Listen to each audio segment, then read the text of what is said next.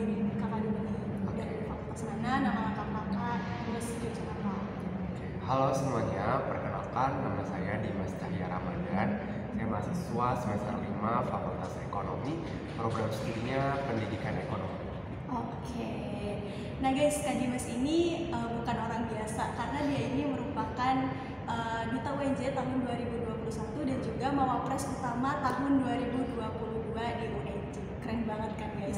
Nah, kita akan mengupas tuntas nih tentang prestasi-prestasinya Kak Dimas selama menjadi Duta, Mawapres ataupun prestasi-prestasi Kak Dimas yang lainnya. Stay tune sama kita terus ya. Kak Dimas, pertanyaan paling dasar adalah kabar Kak Dimas gimana? Lagi sibuk-sibuknya semester 5, Iya. tugasnya banyak banget, nama Duta, Mawapres dan berbagai macam organisasi lainnya. Kabarnya alhamdulillah saat ini detik ini untungnya masih diberi kesehatan di tengah-tengah kesibukan yang luar biasa di semester 5 ini, tapi alhamdulillahnya masih sehat.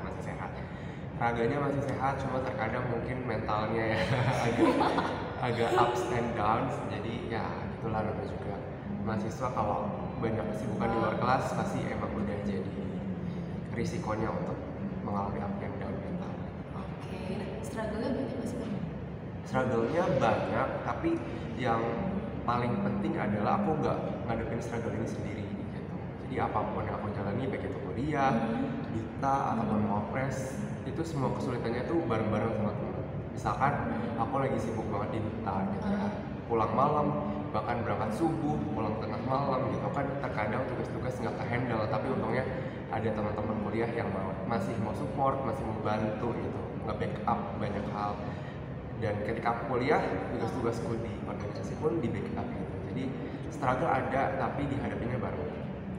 Punya temennya yang support system ya, bagus Iya. banget. Nah nih Kak, anyway, kakak kan dikenalnya sebagai sosok Mawapres, terus juga duta yang orang-orang tuh kayak ngeliat Kak Dimas tuh, wah keren banget nih orang gitu kan, prestasinya banyak banget. Tapi dibalik itu semua sebenarnya personality Kak Dimas tuh seperti apa sih? Nah, ini sih yang mungkin terkadang nggak dilihat sama orang-orang umum. Terkadang orang-orang yang baru melihat aku tuh melihatnya aku sebagai seorang yang berani gitu untuk bersosialisasi, ketemu banyak orang, berani ngomong di depan publik. Tapi di balik itu aku tuh orang introvert gitu. Jadi aku kalau di depan kamera gini, aku bisa ngomong dengan lancar. Di atas panggung aku bisa MC, bisa jadi moderator dan pembicara gitu. Tapi ketika aku turun dari panggung, aku akan jadi sosok yang diem gitu. Dan itu nggak banyak orang tahu. Biasanya orang-orang tahu kalau udah dekat. Jadi aku introvert banget. Aku bakal butuh waktu 2-3 bulan untuk bisa nyambung sama orang-orang baru biasanya. Nah kan Kak, aku lihat di Instagram kakak mau sebetulnya ternyata Instagram cepet.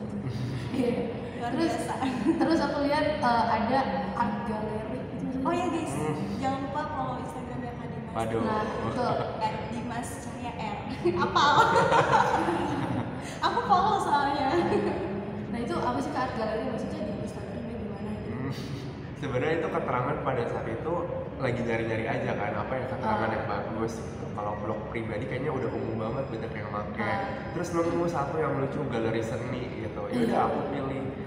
Sebenarnya bukan menggambarkan bahwa aku itu seniman ya, tapi aku mengibaratkannya bahwa semua foto yang aku post di situ adalah momen-momen yang gak akan aku lupakan, dan itu seni gitu, sebuah seni yang mana seni bukan seni musik, bukan seni rupa atau seni tari, tapi seni aku dalam mencapai cita-citaku tuh dimulai dari situ. Ada dimulai dari aku menang lomba pertamaku, dapetin medali pertama, itu aku post di situ sampai akhir aku grow kepilih jadi duta, jadi mawapres, itu semua aku dokumentasikan di Instagramku gitu. Jadi aku menganggapnya itu sebagai galeri seni kehidupanku sendiri. Wow, bagus banget ya Kak? Speechless nggak Dimas? Iya, bagus banget. Nah, Tapi kalau konsep dari Instagram itu menarik ya, maksudnya kayak jarang banget orang yang terpikirkan kalau gambaran hidupnya itu adalah seninya dia. Kita sebagai anak Iya. sastra harus ngerti. iya, tapi kakak biasanya suka seni? Seni sebenarnya aku nggak lahir dengan darah seni, cuma menikmati aja, penikmat seni. Oh, penikmat seni. Nah Kak, di Instagram juga aku melihat kalau ada satu foto kakak lagi MC, terus captionnya itu si pendiam yang sedang Iya. mengaum. Itu Iya. berarti kakak kan keluar dari zona nyaman, ya kan? Itu gimana Kak? Awalnya Ya. Jadi ini cukup unik ya. Jadi kalau orang-orang terkadang bisa jadi seorang public speaker yang bagus, biasanya emang pengalaman dari kecil atau memang bawaannya sudah punya skill gitu atau bawaan dari lahir gitu. Tapi kalau aku tuh enggak, balik lagi ke yang awal, aku tuh sosok yang cukup pendiam. Tapi aku dari mulai kapan ya, zaman-zaman sekolah itu ada yang notice bahwa suaraku tuh enak kalau didengar katanya. Terus dari situ aku mikir emang iya ya, aku coba iseng-iseng lah record suaraku sendiri kayak gitu. Coba-coba kayak baca berita, coba-coba apapun gitu kayak pura-pura jadi MC, dan aku dengar iya ya kayak maksudnya suaraku tuh ada modal gitu kalau diasah lebih lanjut. Bahkan aku sebelum masuk UNJ aku sempat masuk jurusan ilmu komunikasi di kampus lain sebelum akhirnya aku pindah ke sini ngulang di jurusan ekonomi gitu. Akhirnya aku memperdalam lah kemampuan public speakingku, meskipun aku merasa aku introvert tapi ngerasa suka gitu untuk memperdalam bidang ini. Akhirnya aku coba ikut organisasi, terus lanjut juga di UNJ gitu. Aku dapat banyak banget wadah, banyak banget panggung-panggung yang terbuka untuk aku gitu. Meskipun di balik layar atau di belakang panggung aku pendiam, tapi ketika udah di atas panggung aku bisa roar gitu. Aku bisa mengaum di atas panggung gitu. Yang mana orang-orang tuh bisa kaget kalau Dimas di atas panggung udah bisa jadi sosok yang berbeda dari yang di belakang. Masya Allah, keren banget nih Kak Dimas. Sekali lagi, aku udah berapa kali yang ucapin keren. Karena emang luar biasa banget ya Masya Allah Kak Dimas ini. Nah nih Kak, anyway, kan kakak menyandang 2 gelar sekaligus ya, Duta dan juga Mawapres, yang mana mungkin bagi sebagian orang satu aja tuh kayak nggak kehandle gitu. Tapi Kak Dimas tuh bisa menyabet itu dua-duanya dalam waktu yang berdekatan tuh gimana Kak? Gimana kakak survive dan apa sih sebenarnya yang melatar belakangi kakak sampai gue nggak cukup nih jadi duta, pengen Mawapres juga. Ini unik juga sebenarnya. Aku pun di awal aku merasa nggak akan sanggup ngejalanin 2 amanah berat ini gitu. Jadi yang memang pertama itu adalah duta duluan kan. Aku di 2021 terpilih jadi duta dan niatnya memang aku pingin ikut Mawapres, tapi sebenarnya nggak di tahun ini harusnya ya. Aku udah bikin planning aku ikut duta di 2021 yang alhamdulillah tercapai, dan planning aku ikut Mawapresnya tuh 2 tahun setelahnya atau setahun setelahnya sebetulnya. Tapi takdir tuh berkata lain. Aku udah kepilih jadi duta di November 2021 dan di situ seminggu atau 2 minggu setelah grand final duta keluarlah buku panduan Mawapres. Dan aku iseng-iseng baca gitu, sekedar pengen tahu aja dulu untuk persiapan di tahun berikutnya. Dan ternyata pas aku baca, salah satu persyaratannya adalah umur, yang mana umurku hanya bisa masuk kriteria di tahun ini. Karena aku kan sebenarnya aslinya angkatan 2019 dan aku sempat kuliah di tempat lain dulu setahun. Begitu masuk UNJ berarti kan aku lebih tua ya dibanding teman-teman seangkatanku. Akhirnya ya udah gitu, mau gak mau aku baru selesai banget duta, baru nafas seminggu di bulan November 2021 nya aku langsung ikut inkubator Mawapres. Karena mau dan gak mau aku harus ikut di tahun itu juga gitu. Dan aku sempat sih ngomong ke kakak tingkat yang dekat sama aku itu, yang salah satunya mendorong juga aku ikut Mawapres. Aku sempat bilang kayak, Kak, kayaknya aku nggak ikut Mawapres aja deh, karena ya udahlah, kayaknya masih banyak juga yang bisa mewakili FE gitu. Aku rasa, sebenarnya aku pun rasa aku optimis bisa mewakili FE, tapi dengan keadaan yang baru banget selesai dari duta, kayaknya akan berat banget kalau aku harus jalani dua-duanya sekaligus, karena dua-duanya ini amanah yang besar, bukan main-main. Jadi awal aku udah sempet kayak udah kayaknya nggak usah deh, nggak apa-apa satu aja. Tapi didorong, diyakinin bahwa aku bisa gitu. Dan akhirnya ya dicoba-coba, nggak nyangka malah langkahnya sampai sejauh ini kayak gitu. Nah kak kan berarti duta sama Mawapres. Terus aku lihat juga bahkan di link itu juga banyak banget organisasi ya kan. Nah terus kayak tujuan kakak tuh ikut sebanyak itu untuk apa sih kak?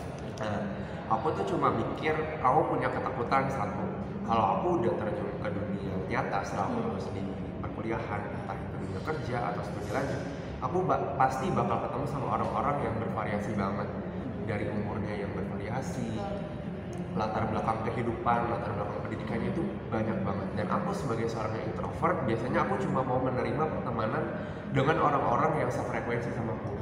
Dulu aku punya pikiran dan prinsip kayak gitu. Tapi aku rasa kayaknya aku nggak bisa, karena nanti di dunia kerja, di dunia luar nggak bisa kayak gitu kan. Akhirnya di masa-masa kuliah ini, akhirnya aku coba banyak-banyak hal, banyak-banyak kegiatan di luar, salah satunya untuk melatih itu gitu. Jadi di awal perkuliahan aku berkecimpung di komunitas atau organisasi di tingkat fakultas gitu. Oke, aku udah mulai bisa nih bertemu dengan teman-teman dengan prodi yang beda-beda gitu. Udah mulai bisa aku naikin lagi levelnya, aku ikuti kegiatan di tingkat univ kayak duta, mawapres, supaya lebih terlatih lagi, aku ketemu sama orang-orang yang lebih beda lagi. Karena aku ketemu sama teman-teman dari berbagai fakultas yang beda-beda. Terus di duta, aku nggak hanya ketemu sama teman-teman yang beda fakultas, tapi aku juga kerja di kantor humas. Oh iya, iya. Jadi kita magang juga setahun. Alhasil aku terlatih gitu ya untuk ketemu dan kerja bareng sama orang-orang yang lebih dewasa. Itu sih tujuan aku, banyak pengalaman dan akhirnya keberanian aku pun jadi meningkat gitu. Jadi sekarang prinsip aku nggak lagi berteman sama mereka-mereka yang cuma sefrekuensi aja. Oke, tapi Kak di banyak organisasi itu Kak masih bisa optimis ya? Tentang kayak masuk duta, masuk organisasi. Karena kan di organisasi kan terkenalnya anaknya tuh sibuk, hektik gitu. Iya. Tapi bisa gitu nyambi. Ya, terus juga Nyambinya Kak gede lagi. bisa optimis banget gitu. Oke. Padahal Kakak introvert. Iya. Nah, itu dia. Sebenarnya aku tuh kenapa bisa nyambi dulu ya, pas di organisasiku yang di tingkat fakultas, lagi-lagi mereka tuh supportive banget. Jadi mereka tuh selalu bilang kalau mau misalkan ada agenda lain di luar organisasi itu nggak apa-apa banget asalkan berkabar. Misalkan aku izin seminggu untuk fokus seleksi duta, itu nggak apa-apa asalkan berkabar. Kecuali yang nggak boleh itu adalah aku tiba-tiba ngilang, ninggalin organisasiku untuk duta atau untuk mapres, itu nggak boleh. Nah itu yang aku syukuri, bahwa organisasiku tuh support, sangat-sangat support. Bahkan aku ingat banget salah satu ketua di, aku sempat ikut Komdev FE, dan ketua umumnya sempat bilang, kamu butuh apa? Bilang, saya akan support dalam bentuk apapun, bahkan materi dia bilang. Sesupport itu gitu. Jadi jangankan cuma waktu untuk izin seminggu, dia mau support apapun selain waktu. Jadi itu sih aku bisa nyambi karena lingkunganku tuh selalu dapat yang support. Terus kenapa aku bisa optimis gitu ya, di tengah-tengah kesibukan masih optimis ikutan, di tengah-tengah keraguan aku sebagai orang introvert, aku tetap maju karena goals aku tuh besar gitu. Jadi kepribadian itu yang introvert ini nggak bisa menghalangi jalan aku, karena keinginan aku lebih besar daripada rasa takut aku sih. Rasa takut kakak adalah? Rasa takut aku tadi, aku takut ketemu orang-orang baru. Aku bisa nggak ya nyambung sama mereka, tapi keinginan aku lebih besar. Aku pingin lebih bisa belajar, aku pingin lebih berkembang, aku pingin berubah jadi orang yang lebih berani gitu. Jadi keinginan aku tuh kalau diakumulasikan lebih besar daripada ketakutan aku yang satu ini gitu. Oh iya. Jadi aku optimis. Nah, Kak di Mawapres ini kan setahu aku ada ini bikin apa sih Kak, karya tulis ilmiah nggak? Nah terus aku lihat karya tulis ilmiah Kakak tuh mengenai sampah plastik ya. Nah yang aku mau tanyakan, mengapa Kakak ngambil sampah plastik padahal sampah organik, sampah rumah tangga itu lebih banyak dibanding sampah plastik di Indonesia? Nah, sebenarnya latar belakang aku mengangkat karya tulis ilmiah itu, aku melihat problem sendiri di lingkungan masyarakat sendiri pertama tentu.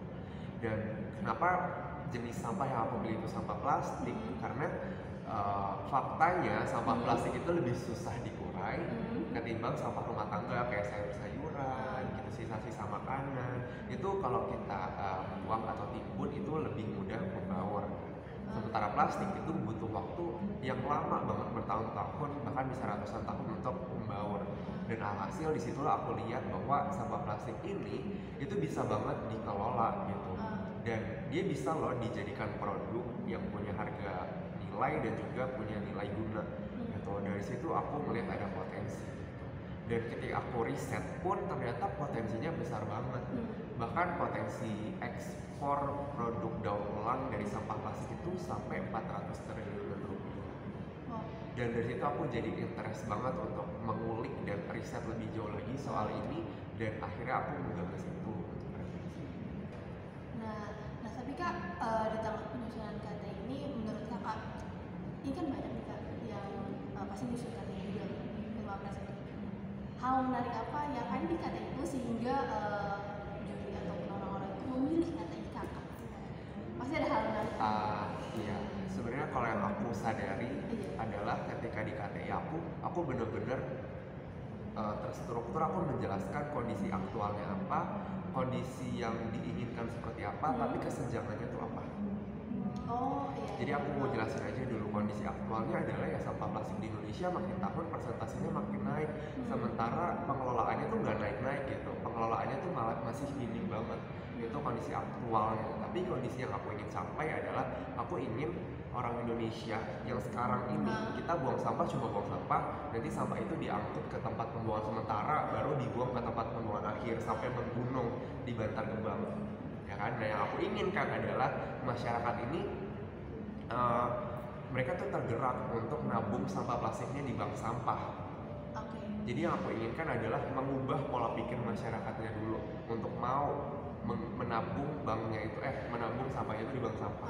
Karena mereka harus tahu bahwasanya menabung di bank sampah itu merupakan hal yang menguntungkan gitu. Kita nabung, kita akan dapat uang. Itu sampah yang semulanya kita buang begitu aja, itu tuh adalah pundi-pundi rupiah gitu. Baik untuk kita ataupun untuk orang yang nantinya mengelola itu. Jadi kitanya dapat uang, si bank sampahnya pun nanti ketika mendaur ulang, itu mereka pun dapat uang. Jadi aku selalu tekankan ketika presentasi ini adalah hal yang menguntungkan gitu. Si masyarakatnya dapat uang, si pengelolanya dapat uang, dan nanti kalau mereka ekspor, negara pun dapat benefit gitu. Jadi hal-hal itu yang selalu aku gencor-gencorkan gitu, bahwa sampah plastik berdaya guna dan bernilai jual.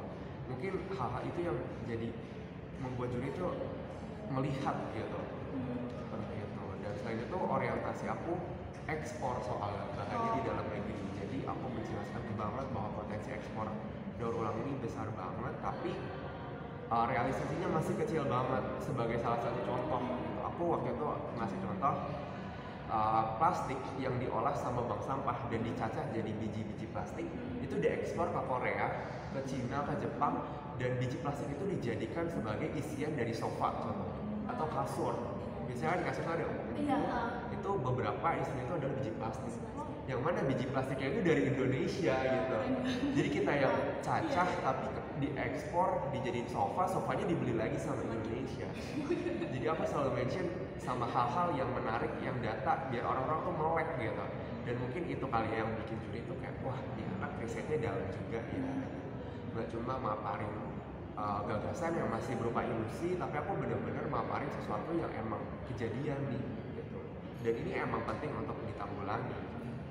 Oke, tadi sempat dibahas tentang apa tadi mawapres ya kak, yang tentang setnya kakak.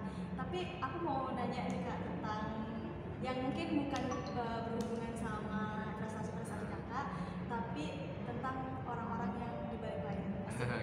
Salah satunya adalah sosok figur orang tua Kak Dimas. Nah, kira-kira menurut Kak Dimas sendiri sosok figur orang tua kakak itu seperti apa? Apakah salah satunya sosok ini nih yang mendukung kakak sampai kakak tuh kayak terus-terusan pengen berprestasi? Gimana sih sosok orang tua Kak Dimas ini? Tentu pasti orang tua tuh yang paling berpengaruh gitu sampai aku bisa ada di titik ini. Awal mulanya banget, jadi orang tua pun bisa dibilang cukup otoriter gitu. Dulu, tapi untungnya sekarang enggak. Jadi dulu banget ketika aku kecil, mereka tuh gitu, dan mereka memang mengkomunikasikan ke aku dan kakakku. Mereka tuh memang sistem pendidikannya tuh seperti itu, akan otoriter ketika anaknya masih kecil. Tapi ketika udah mulai kelihatan hasilnya, mereka udah mulai melandai, udah mulai bisa lebih open minded. Jadi ketika aku SD, TK gitu, mereka akan keras banget ngedidik aku, terutama di pendidikan gitu. Aku nggak bisa baca, aku bakal diomelin. Aku bacanya nggak lancar, aku pasti bakal diomelin gitu. Meskipun orang tua aku melihat anak-anak lain banyak yang lebih cadel, lebih nggak lancar daripada aku gitu, tapi nggak peduli, anaknya harus bisa baca gitu. Sampai aku dilombain lomba baca sekelurahan gitu, untuk ngetes seberapa jauh aku bisa baca. Terus hitung, soal ngitung matematika, kalau aku salah pasti aku akan dikerasin gitu. Meskipun di luar sana lebih banyak orang yang nggak bisa ngitung dan orang tua aku tahu gitu, tapi tetap gitu gak peduli, yang penting anaknya tuh harus maju dulu. Nah itu sih pendidikan orang tua aku dari kecil. Nah dari situ akhirnya aku kebentuk pikiran ketika aku kelas 1, kelas 2, aku udah punya pikiran kayak aku harus punya nilai yang bagus. Pokoknya aku harus peringkat, aku gak mau diomelin. Itu aja dulu. Karena dari nggak mau diomelin. Iya, seriusan gitu. Aku mau gimana kak? Sebenarnya omelinnya tuh nilainya rendah gitu. orang tua aku akan marah, tapi marahnya tuh bukan yang pukul atau apa, pasti akan marah dan ngeliatin kekecewaannya gitu. gitu. Nah. Jadi masih sekecil itu aku udah punya pemikiran aku nggak mau bikin orang tua aku marah atau kecewa gitu. Dan akhirnya berlanjutlah ke SMP, ke SMA gitu. Meskipun di tingkat-tingkat SMP, SMA orang tua aku udah nggak marah lagi ketika aku dapat nilai jelek sebenarnya. Tapi dari dirinya akhirnya terbentuk untuk aku nggak mau bikin orang tua kecewa. Gitu. Meskipun mereka udah mulai nggak nunjukin itu lagi gitu. Terbawalah sampai sekarang pun kuliah gitu. Akhirnya aku jadi tumbuh jadi anak yang sadar bahwa orang tua tuh punya harapan ke anaknya gitu. Meskipun dibentuknya pas awal-awal banget, tapi kebawahnya sampai sekarang kayak gitu. Jadi bersyukur sih punya orang tua yang pendidikannya kayak gitu di awal, tapi di kuliah ini mereka udah bisa lebih open minded. Contohnya pas di masih zaman-zaman sekolah mereka tuh tipikal yang lebih ngedorong aku gimana caranya aku bisa besar terus di kelas. Tapi ketika di kuliah aku kasih pengertian ke mereka bahwa aku nggak bisa lagi ikut orientasi yang kayak gitu. Malah di perkuliahan tuh akan lebih kompleks dan dituntut untuk lebih balance kan. Kita nggak bisa yang akademik terus harus balance. Aku ikut banyak hal. Justru itu yang lebih dibutuhkan gitu kan. Dan untungnya ya orang tua aku di titik yang sekarang mereka udah nggak yang menuntut kamu harus jadi lulusan terbaik tuh enggak. Nanti kamu bisa berkembang dengan banyak, punya banyak relasi, pengalaman selagi bisa berprestasi dengan versi yang berbeda, oke gitu. Mungkin berprestasinya bukan dalam bentuk IPK 4.0, bukan lulusan terbaik, tapi akhirnya aku bisa berprestasi dengan versiku sendiri kan gitu. Dan aku bisa buktiin ke mereka, dan mereka mengerti.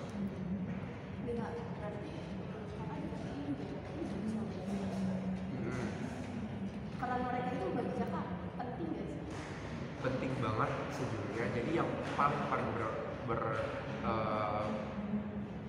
berkontribusi di KTIku selain diriku adalah dosen pembimbing. Itu ada salah satu dosen yang memang jadi juri di Ilma Pres Putih dan ditunjuk jadi dosen pembimbingku. Jelas dia yang paling membantu. Dan yang kedua adalah ada kakak tingkatku sendiri namanya Kak Ica. Halo Kak Ica, kemarin baru banget wisuda. Jadi dia tuh kakak tingkatku di FP. Jadi itu yang suka bantu-bantu kalau aku nyusun bab 1 aku kasih dulu ke Kak Ica. Kak Ica akan review dulu sebelum aku akan gerakin ke dosen pembimbing. Jadi itu sih yang mereka yang sangat membantu. Bahkan sebelum aku grand final aku presentasi di depan Kak Ica dulu. Ada latihan dulu? Iya, dilatih dulu, dikasih tahu dulu. Jadi aku udah dikasih tahu, oh intonasi kamu di bagian ini kurang. Jadi ketika di grand final aku udah lebih maksimal karena udah latihan. Berarti ini kak Saya sama Kak itu riset.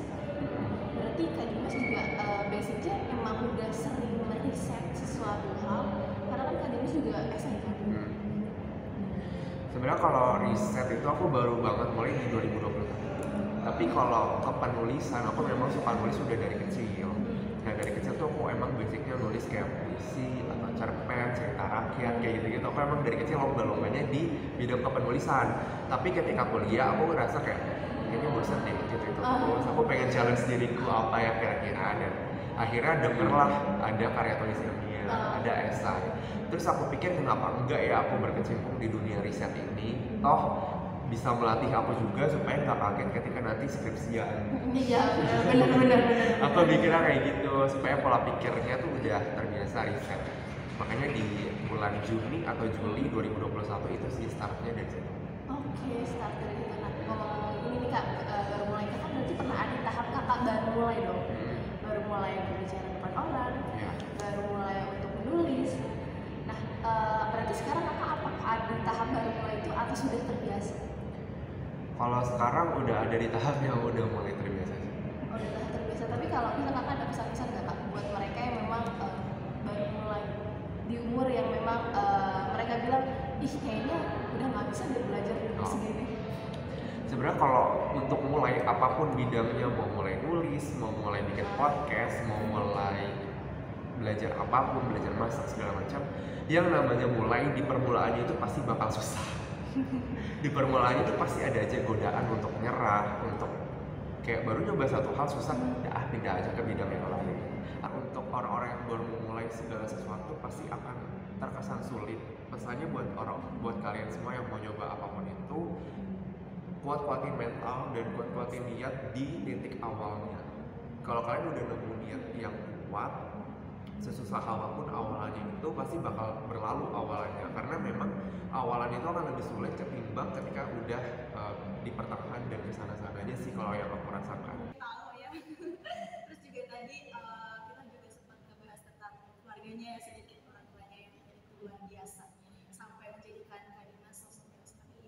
terakhir nih Kak, mungkin closing statement buat teman-teman dari Kak Dimas. Iya, kalau aku lebih melihat persoalan generasi muda sekarang itu lebih banyaknya compare, membanding-bandingin, insecure. Sebenarnya it's okay to be insecure, it's okay to feel you are not the best. Itu nggak apa-apa gitu, nggak apa-apa untuk merasa bukan yang terbaik. Tapi jangan sampai rasa insecure itu yang kontrol diri kita gitu. Terkadang ada yang sampai orang insecure di titik yang benar-benar sampai udah nggak mau ngelakuin apapun karena dikuasai diri sama insecure. Jadi nggak apa-apa insecure, aku juga insecure, tapi jangan sampai insecure itu yang memenuhi seisi raga kita gitu. Insecure tapi kita yang bisa kontrol kapan harus insecure, kapan itu harus direm. Dan kalau terkait comparing self with other, membanding-bandingkan diri sama orang lain, kayaknya dicukupkan aja menurutku. Aku pernah juga ada di titik itu dan merasa itu hal yang menyiksa diri sih. Capek banget rasanya harus membanding-bandingkan diri sama orang lain. Toh tujuan kita beda gitu. Bisa jadi dia pengen jadi pebisnis, aku pengen jadi apa, kenapa aku harus ngebandingin gitu. Oke lah dia lebih keren, tapi dia kan keren untuk mencapai sesuatu yang di jalannya dia gitu. Nah aku punya goals aku sendiri, pasti aku akan keren tapi dengan warna aku sendiri aja gitu. Kayak misalkan Dimas, Cafe, kamu bakal mau insecure dengan pencapaian kamu sebagai mawapres karena bisa jadi titik suksesnya kamu bukan di situ gitu, atau bisa jadi di situ tapi di waktu yang berbeda gitu. Jadi stop membandingkan diri sendiri, percayalah pasti setiap orang tuh ada kerennya sendiri gitu. Kalau merasa belum keren berarti belum nemu aja, dan temukan, dan harus ditemukan gitu. Caranya mungkin dengan banyak-banyak explore, banyak-banyak berkomunitas, nanti kan kelihatan kok dengan sendirinya siapa. Jadi setiap orang punya hasil beda-beda. Oke, makasih banyak Kak Dimas buat closing statement-nya yang sangat-sangat luar biasa, dan juga pastinya obrolan kita dari awal sampai akhir menginspirasi karena kita juga ngobrol sama orang yang tentunya menginspirasi. Mungkin sekian aja podcast dari kita di sini, podcast Pay dan juga